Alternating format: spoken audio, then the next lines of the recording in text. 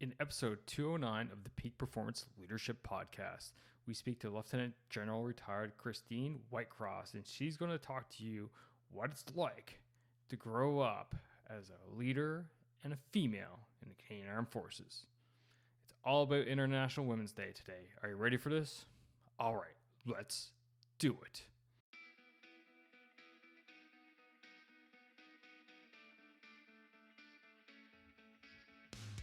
Welcome one, welcome all to the Peak Performance Leadership Podcast, a weekly podcast series dedicated to helping you hit peak performance across the three domains of leadership.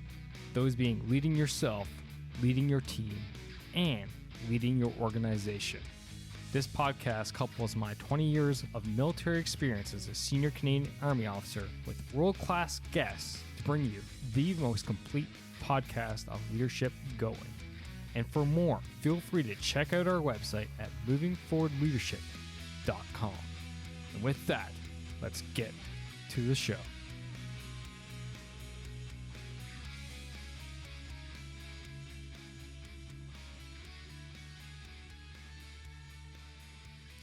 Yes, welcome one, welcome all to the Peak Performance Leadership Podcast.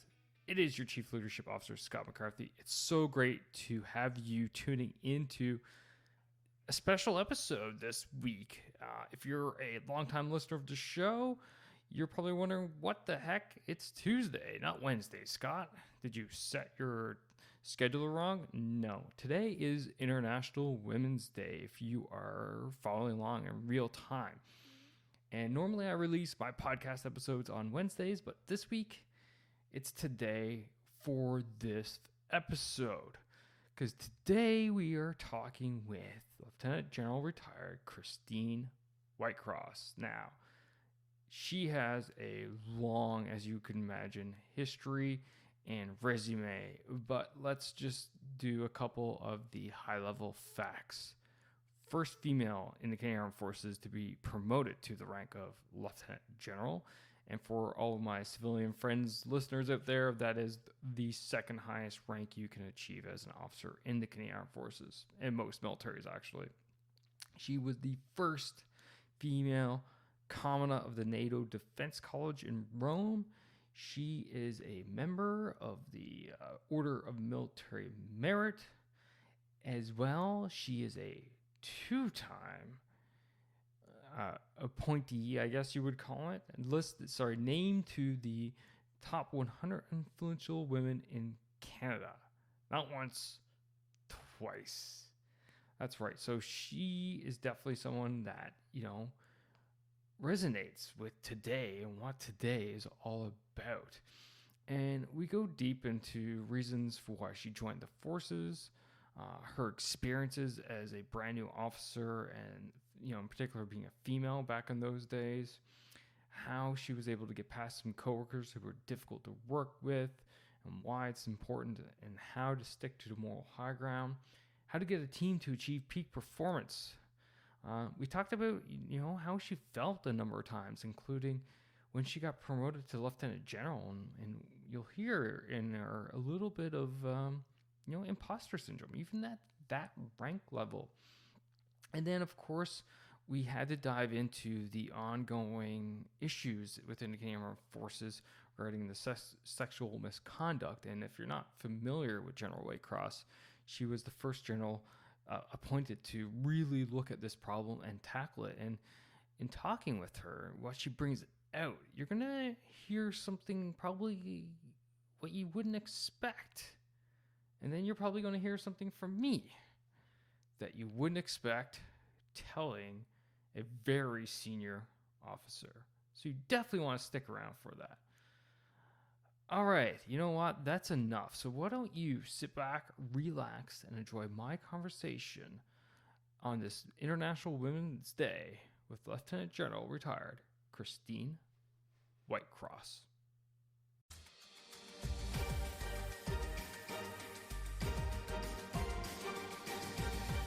Ma'am, welcome to the Peak Performance Leadership Podcast. It is so great to have you here. It's absolutely my pleasure. Thanks for inviting me. So, you've done some incredible things in your military career. You were the first woman to hit the rank of lieutenant general. You were awarded the top 100 most influential women in Canada, not once, but twice. First commandant of the NATO Defense College, I do believe, who was a female. Let's go back to the beginning, though. Let's go right back to day one. And, what drew you to military life, but not just military life, but being an officer in the military, which ends up, in that leadership world? It's funny because no one's ever asked me that particular question. Everybody's asked me, what made me join and sort of what was my feelings way back then. And so just for context, it was 1982. So it was a tremendous, 40 years ago now. I was already at Queen's University. When I was in high school, so before then, I'd graduated high school in Nova Scotia in 1980. I had mentioned to my father that I wanted to join the military, but I did not want to be an officer. I said, I had this thought that officers, didn't have great time and that all the fun and joy of being in the military rested with the NCMs. And that's how naive I was. And he kind of put a kibosh to that very, very early on. And with the knowledge that, I had planned to go to university anyway, so that it was going to be a non-starter. But when I was in university, prior to university, I actually applied and I didn't make the cut on first try, to be completely blunt. When I was in high school in Nova Scotia, a bunch of us went to Halifax to do the test. I didn't make the top 10%. So I wasn't chosen to go. So I went to Queen's University on my own. And while I was walking down Queen's Princess Street, Kingston, obviously, I was walking down Princess, saw the recruiting center, and I thought, I'm going to go in. And I went in, literally got the paperwork, and within a month I'd already signed up. So I think it was just something that I always wanted to do. And at that moment, it was probably something more along the lines of proving to myself that I could. I know everyone says this, but I wouldn't change a thing from that moment on. I mean, I've had a tremendously fulfilling career and been able to do a lot of great things, surrounded by a lot of great people, to be honest. So there wasn't any more thought, I think, than that. Just wanted to serve my country. My father was in the military. My brothers were all in the reserves. I just thought this was a great way to do it. No, that's awesome. That's awesome. It's very similar to me. Actually, my parents didn't even know I'd intended to join. And the package arrived in the mail to do all the paperwork, and I filled it all out and sent it back without their knowledge until I got the phone call and said, by the way, I need to go to a recruiting center in St. John's next week. And they're like, what? Actually, I have a very similar story because I did not tell them that I had joined until the day I was being sworn in, and I called them because I was already at university, and my father was doing shift work, and he had just got off the night shift, and I don't think they really understood what I was trying to say, but there was a lot of surprise. I tell you, a lot of surprise. No doubt. Now, so you're at Queen's, so you finished up another 3 years of university. I'd assume summer training in between those years, as much as what us ROTP types go through. And then off you go to your first unit. So when you first, took in a leadership position, a role, how did that feel back in those days? It's funny because I don't think my colleagues at the university ever had the same opportunities I had, because as soon as you left university in the military, you're finished your training. So my engineer training in Chilliwack, as soon as you finished all that, you're actually automatically put in charge of people, resources, policies, whatever. And that other people don't get right from day one. They have to sort of work up to it, build up to it. And my father was a sergeant when he retired in the military. And so I spent a lot of time him sort of explaining to me what senior NCMs, what's the role of a senior NCM, what's the role of an officer on his perspective. So I was sort of going into it thinking that my role was to be was ultimately to be a leader, to take care of the care and feeding of the people that reported to me, and to make the best decisions that I could. So I already knew going into that's what was my job. But I don't think anything prepares you to go into your very first job for me, I was 21, maybe 22 years old. And I had people working for me that were MWOs, who had been in the service for decades, for longer than I was alive. And that sort of humility that comes from knowing that they're used to new people coming in all the time and taking over and being in charge. And even though this is your first time doing it, they were very gracious in ensuring that I understood the lay of the land. I understood how things were working. And they allowed me to make mistakes. And they also allowed me to make the decisions that I needed to make. And at no point did I feel as though I was being judged or looked down upon by the people that were surrounding me, in those first couple of tours. No, it wasn't always easy. I got to be honest. Not everyone was like that, but I think for the most part, I think there was such a great dependence on teamwork. And my first posting was in Germany, in the height of the Cold War. And so it wasn't what I would call a normal posting. Every month you had an exercise and things were going on. So, so I think I learned a lot in terms of camaraderie, teamwork, and how those leadership qualities that I really wanted to instill upon myself. That's great. I hear so many stories of, difficulties, although you did mention that, not everyone was as good as what most of the people were. So how did you get around those difficult people? I assume back in the 80s, we're basically at the beginning of women coming into the forces. And no doubt there was some, from what I hear, there was not a lot, but there was pushback. And obviously there was a big culture change in the Canadian forces at that time. So when you came up against that wall of some individuals, how were you able to get around them so that you can still, move forward, get your points across, still achieve the objective, whatever it needed to get done at that time? When you're young, 21, 22, 23, 24 years old, I think you can go two ways. One, you can just be out and out, ultimately in charge. I'm in charge, my rules, my way. Or you can be more conciliatory. And I think I chose the path of being a little bit more conciliatory and realizing that I didn't have all the answers.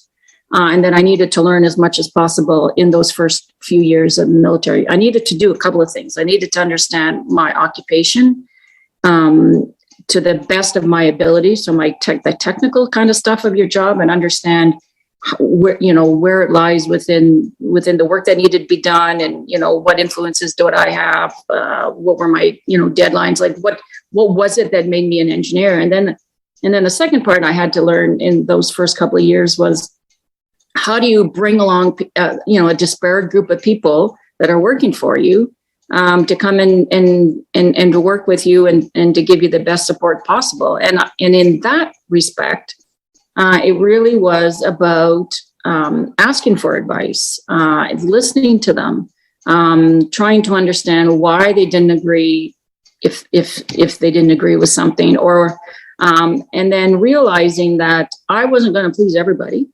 Nobody can, and that there were going to be some people, regrettably, that would never make me feel as though I was the same as my male counterpart. And I think that realization, which took me a while, by the way, it didn't come in a fleeting moment, but it took me a couple of years to realize that, I needed to do a job. I needed to take the emotion out of the job. And if people weren't going to be treating me with the same respect that my colleagues got, that I needed to be, I needed to hold the moral high ground. I needed to be good at what I did and stand my ground. That took a lot of maturity, and it took a lot of time to figure that out. Oh, absolutely. And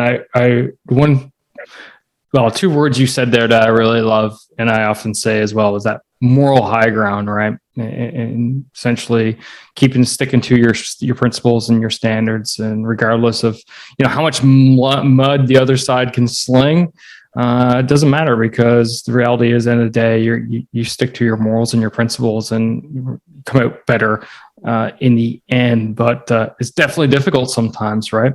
So for some leaders out there who find themselves in those situations, what's some advice you got to them for sticking to the moral high ground and making sure that they keep on that path? I think, you hit the nail there. It's about maintaining your own value system. And I'm really fortunate that right now I'm the senior mentor for the network, the Athena network at Royal Military College. And one of the things I tell the officer and naval cadets is that your value system that you have right now, you need to ensure that you carry it through your entire career and not allow people to change that or amend it or twist it or in any way. And that you need to really ensure that what you believe in, whether it's, doesn't matter, whatever your value system is, you need to maintain that throughout your entire career. In order to do that, counterintuitively, you need to be humble. You need to be humble because you're not the smartest person in the room half a dozen times out of 10.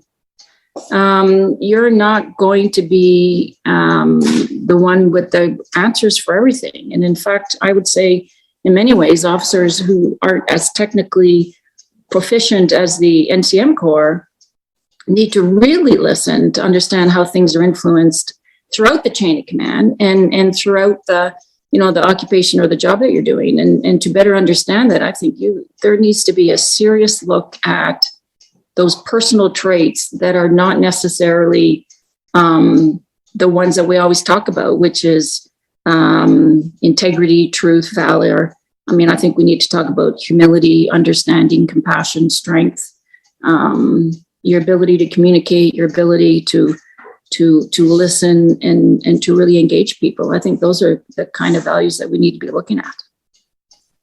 Yeah, definitely humility. And the tagline for the show is lead, don't boss, which, is wrapped around humility because you've said it, amazingly as yourself. We are not the smartest people in the room, but we're surrounded by really smart people. But as our job as leaders is to extract that greatness from each one of those and bring it together, and then essentially make a decision to how we're going to move forward on whatever problem we're facing that day. When you were operating, now you operated in Afghanistan, much like myself. How did you go about doing that when you're working in an environment where there's multiple cultures going on, and not every culture, not every place views senior leaders and not senior women in leadership roles in the same light? Did you come across any experiences where you had to deal with that type of thing, and how did you get past it to go after the job, really? The short answer is yes. You do face people that don't necessarily espouse the same sort of value system that we as Canadians do, for the greater part. And I would say some Western nations don't necessarily, and it's not because I think it's meant to be hostile or I don't know, somehow negative, but in many cases they're not exposed to it. Some nations don't have women in their military.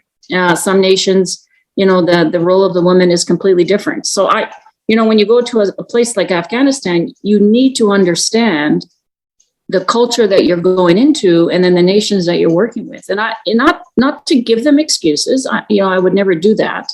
But to understand where they're coming from, so that you can tackle the issues in the best way possible. So, if you're working with some coalition forces that have never seen a woman general officer, then, you need to be, again, you got to hold the moral high ground, but you also need to be proficient in what you do, and you need to work hard to be able to communicate whether it's verbal or in writing or through the way you're dressed, your deportment, the way you carry yourself, the way you speak to people, how you look at them in the eye or not.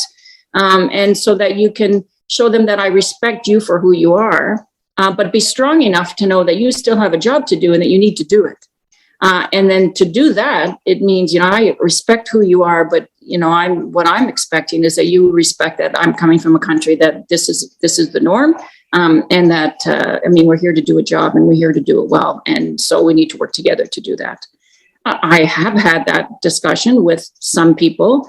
I would say generally it goes okay, but not all the time. And in those cases where it doesn't necessarily go okay, you got a job to do and you just got to do it, and you might be screened as somebody a little bit less effective or less easy to get along with, but those are things you just got to live with.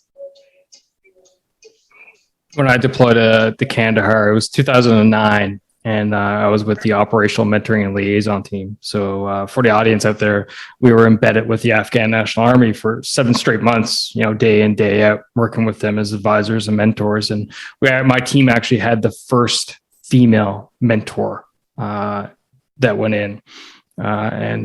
She had some rough days, but at the end of the day, she was able to get the job done and get through them what needed to get done. I would say some of them were very open, but you can see the total difference in culture at first, right? It was a bit of a shock for them when our team showed up and there was a female with us, and then they realized that she was going to be providing advice and guidance to them on their daily basis. So, no, it's definitely. And they're able to see how you. I was going to say they're able to see how you treat your colleagues and how you respect them and how you value their opinions, and I think that goes a long way to showing other people sort of who we are and what we espouse in terms of our own values.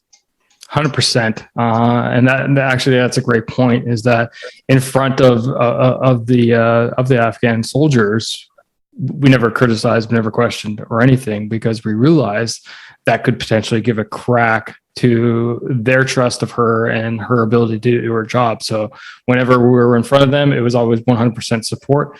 And then when we were back in our office area or so alone type thing, it was like, okay, let's have a chat about this situation, because I don't actually see eye to eye with you right now on it. Yeah.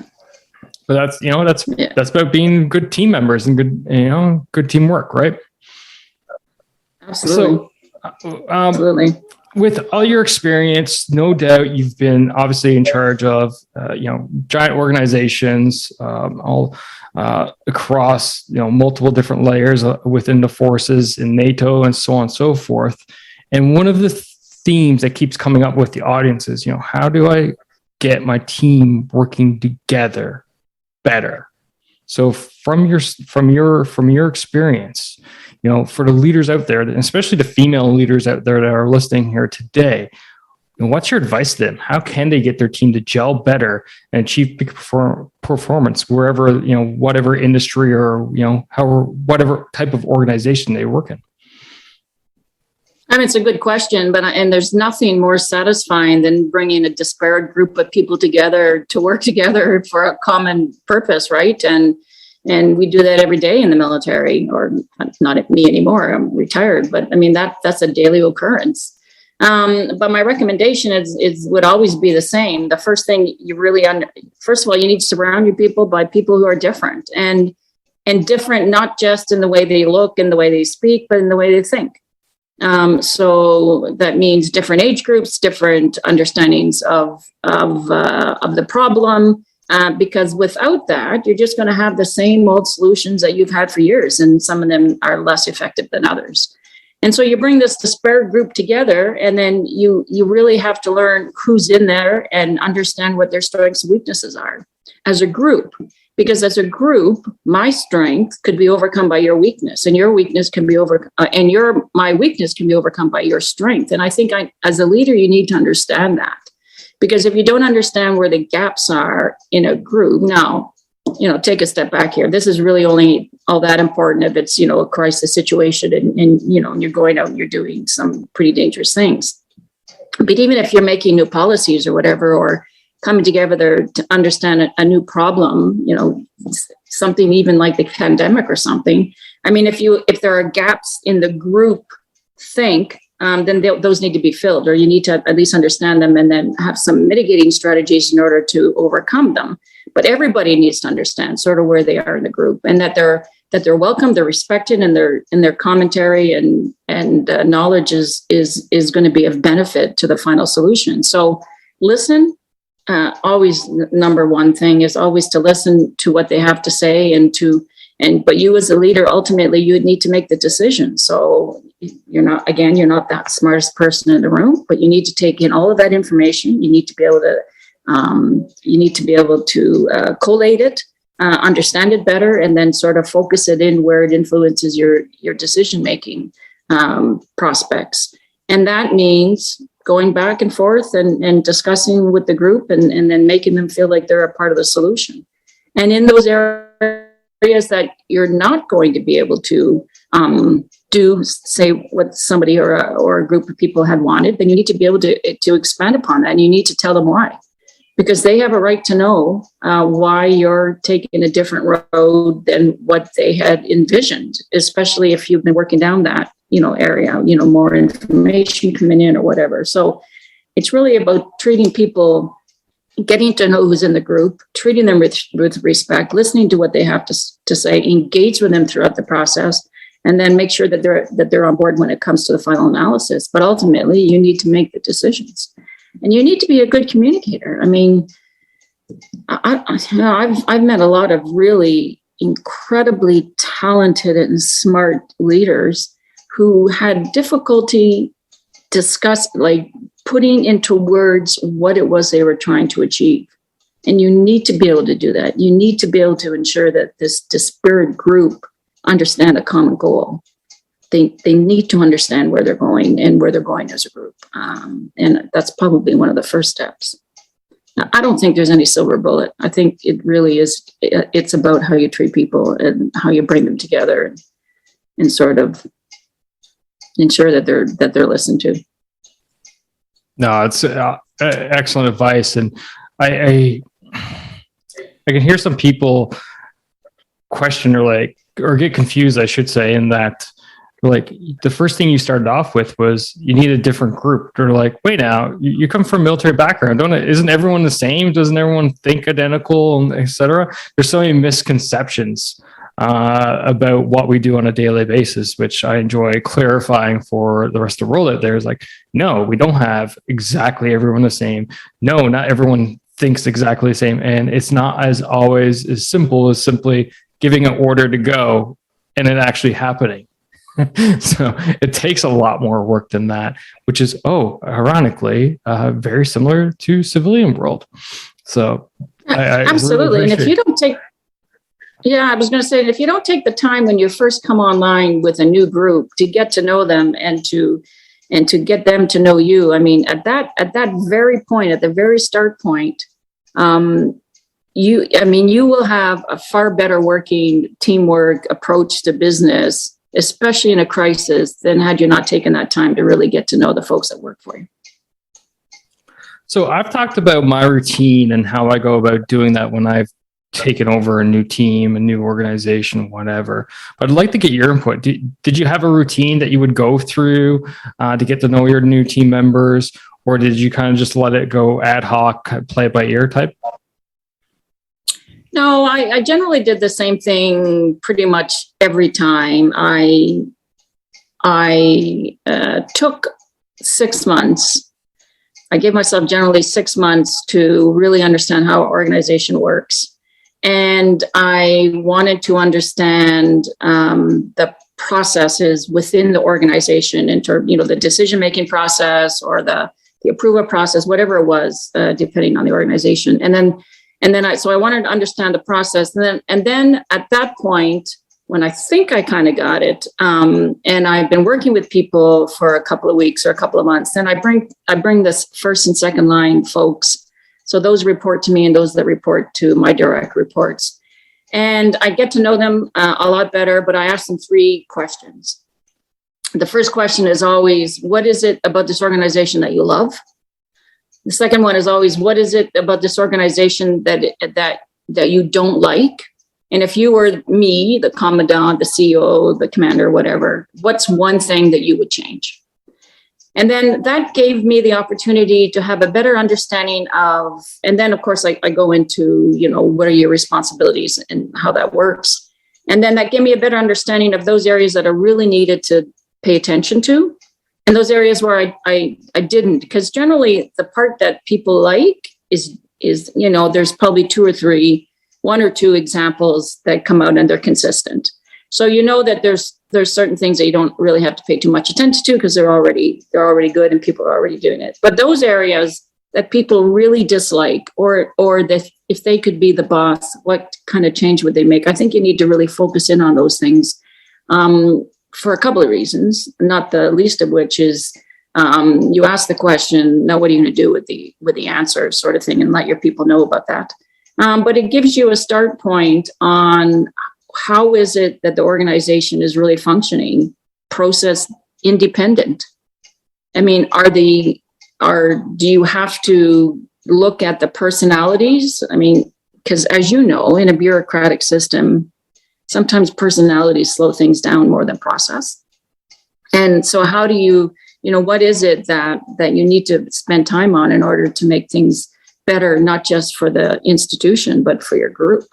So generally, that's what I do. I'm also a really huge believer in get-togethers to acknowledge the great work that people are doing, be it town halls or even I'm pretty well known for my bringing the direct reports from breakfast, say once a quarter, to go to a restaurant, just sit down and have a chat and socialize a little bit, but within the work constraints, within the work environment as well.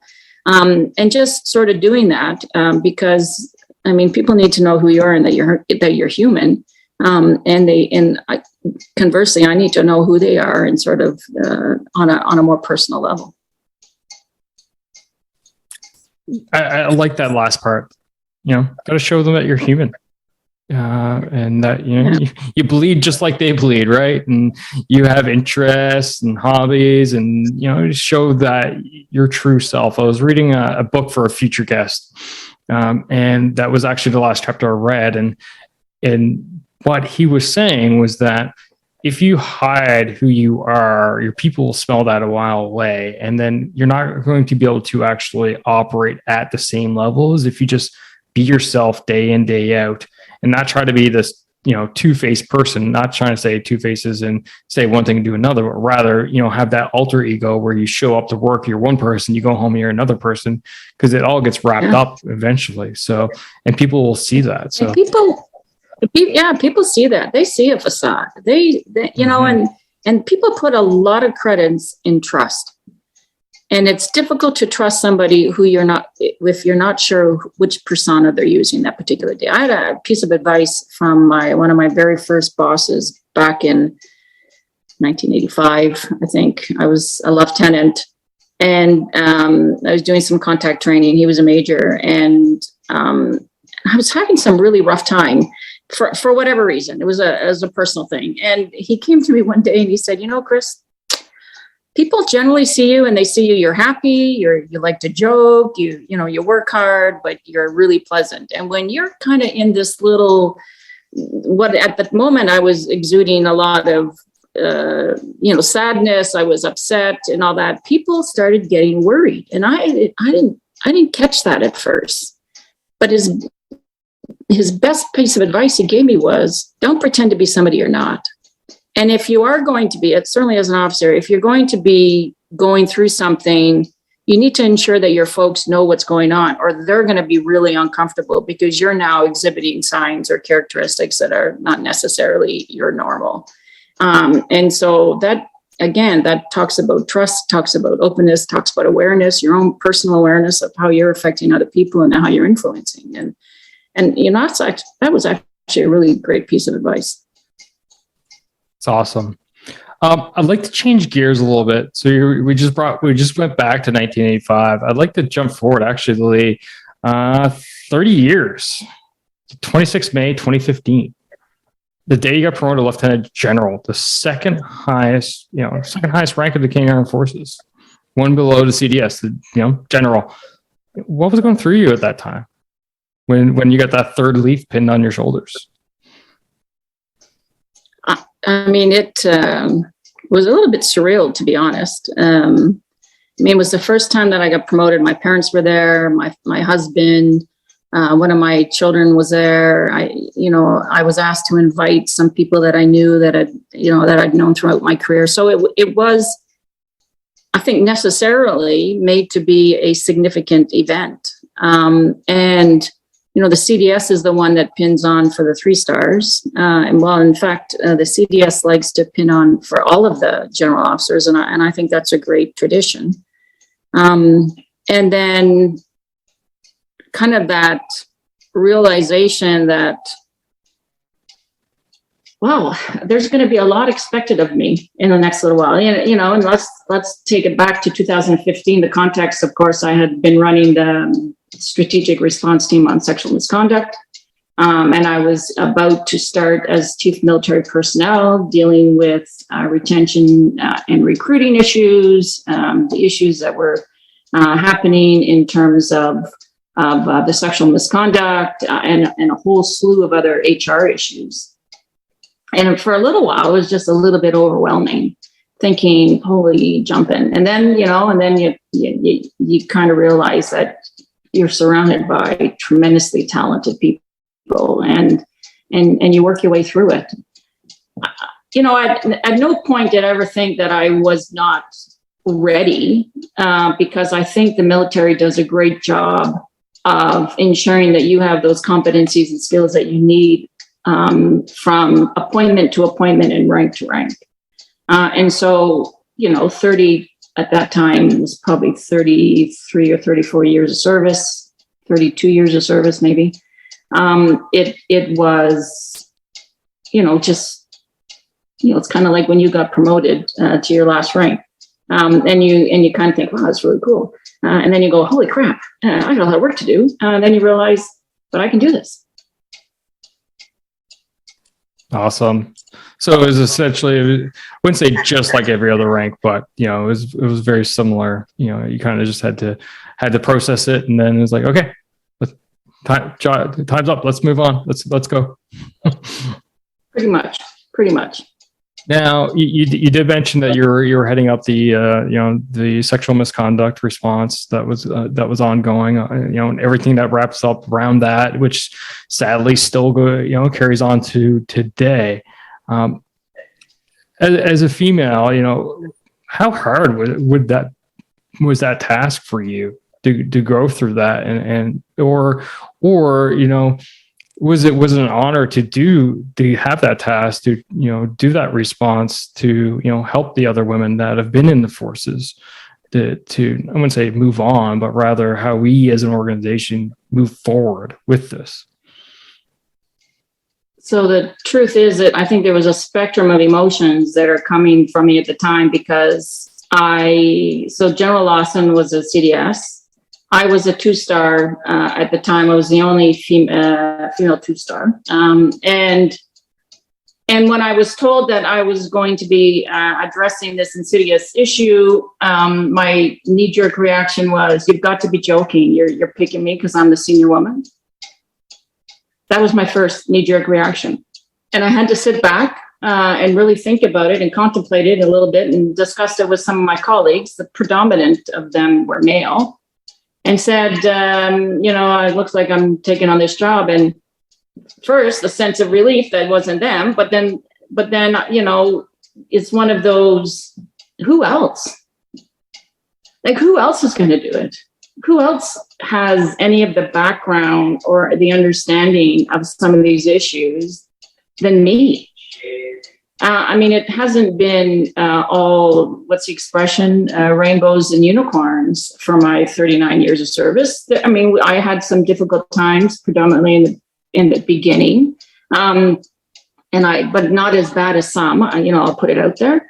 But I did understand. And so it took me, and I wouldn't say a day, but it took me, some grown up thinking, if I can use that word or that comment, to say, I am the best one suited to lead this right now. And so once I finally got to that space, then I was actually quite proud to be able to do it, because there are very few times in a military career or any public service career or career period, I think, that you will have the ability to fundamentally help to change an institution where it's failing.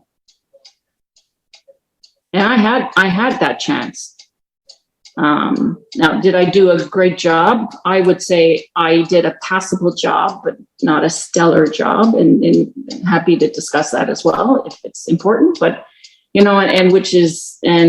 I'm still very, very disappointed the fact that we're dealing with these sorts of issues today in 2022. And the last couple of years have been really, really heart-wrenching for any member in uniform. But ultimately, I think that things are getting better, and they have to get better. And the only reason why they're getting better is because people are talking about it, and they're not afraid to talk about it. And at some point, I've said years ago, to me, success is when my kids, I have 2 daughters and a stepdaughter and now a daughter-in-law. When my daughters never have to deal with this kind of stuff, or their daughters never have to deal with this kind of stuff, that's success to me. It won't be in my generation, and doubtful it'll be in yours. But it's coming. It's coming. Well, what I'll say to you is us leaders, we're biggest critics. We never do anything good enough as far as we're concerned. We never have enough time to do what we want to do. We never have enough resources. Keep finding it. But the reality is, you set conditions for success when success comes. So that to me says you can sleep good at night doing the job that you did. When you're in the middle of a culture change as large as what the CAF has to go through, and plenty of organizations out there go through the same thing. Look at Uber, look at Apple, Google. These companies, massive international companies have to go through, I wouldn't say same level, but very similar types of change, culture change. It takes a long time.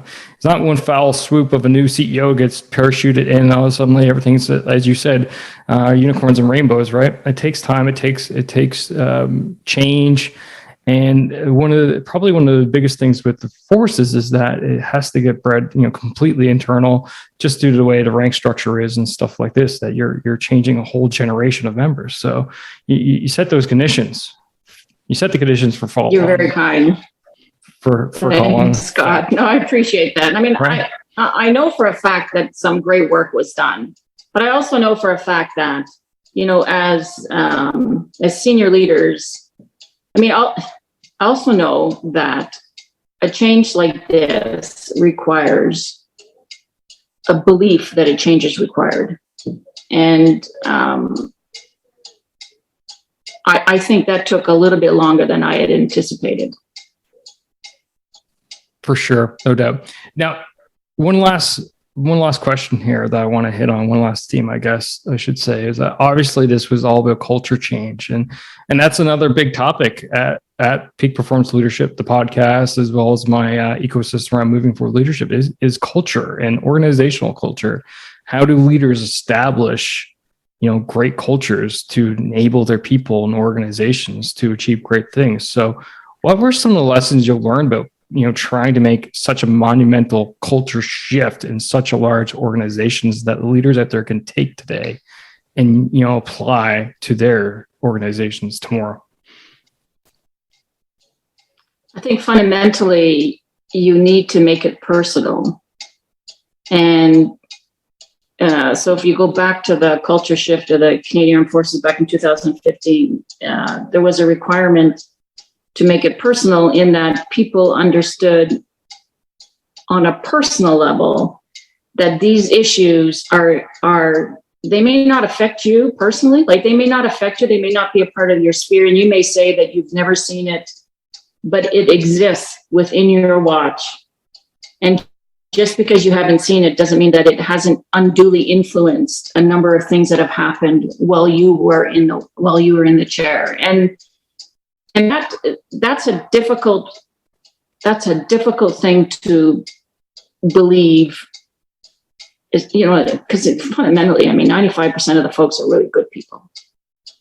Really good people. And when they say they don't see it, it's because they didn't see it, but it existed. And then for them to change that paradigm, that understanding of fundamental understanding of what was happening in their own watch, that is almost a significant emotional event in and of itself.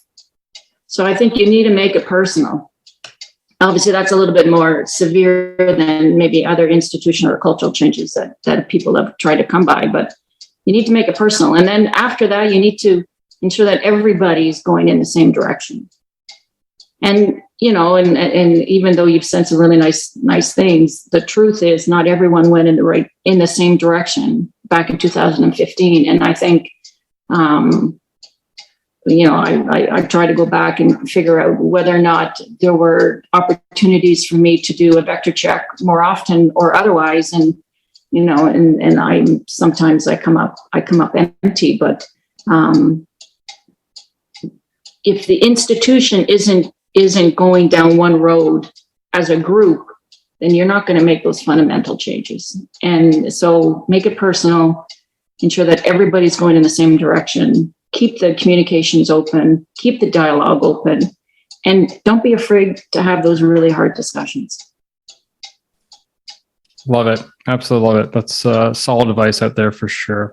As we wind down the show here, I do got two last questions for you.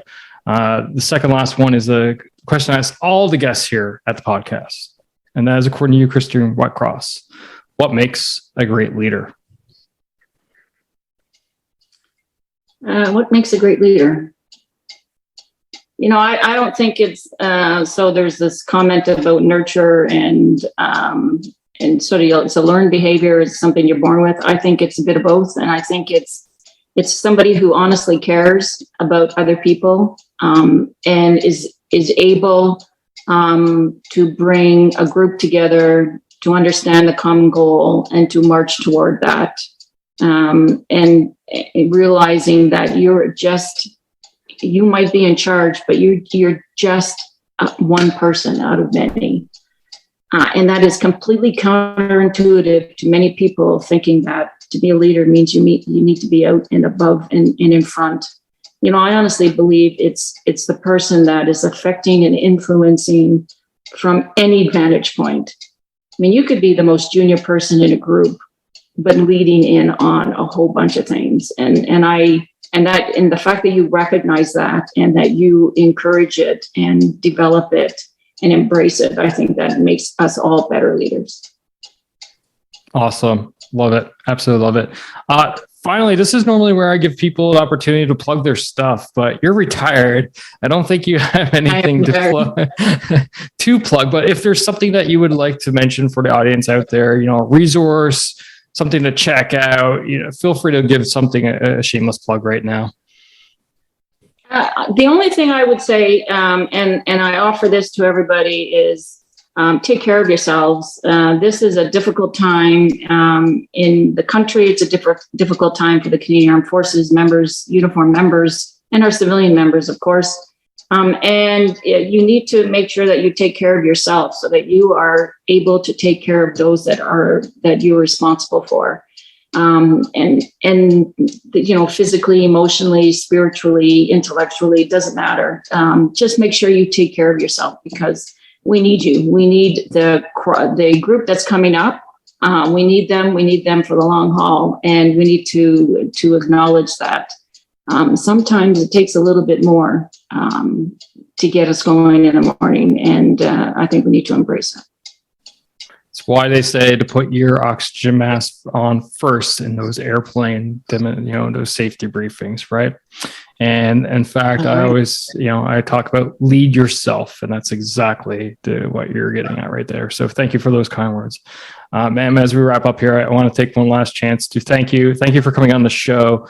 Thank you for agreeing to it on this day. This show will be released on the International Women's Day, and to recognize yourself, such a decorated retired general. It's an honor for me to have you and release this show on today. So thank you for taking some time. Thanks, Scott. That's really kind. And congratulations to all the great work that you guys are doing, and, into the new generation. And we got some pretty top-notch people coming up.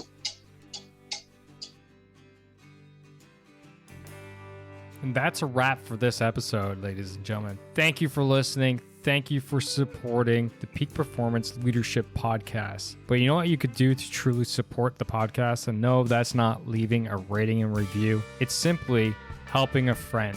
And that is helping a friend by sharing this episode with them if you think this would resonate with them and help them elevate their performance level, whether that's within themselves, their teams, or their organization.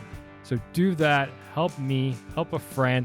Win-win all around. And hey, you look like a great friend at the same time. So just hit that little share button on your app, and then feel free to fire this episode to anyone that you feel would benefit from it.